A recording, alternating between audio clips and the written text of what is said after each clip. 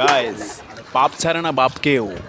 যার কোমরে থাকতো সবসময় দুইটা পিস্তল, করেছে মানুষের উপর কতই না অত্যাচার। ভয়ে মানুষ হেঁটে যেত না তার সামনে দিয়ে। দেখুন তার কি পরিণাম, আল্লাহর বিচার।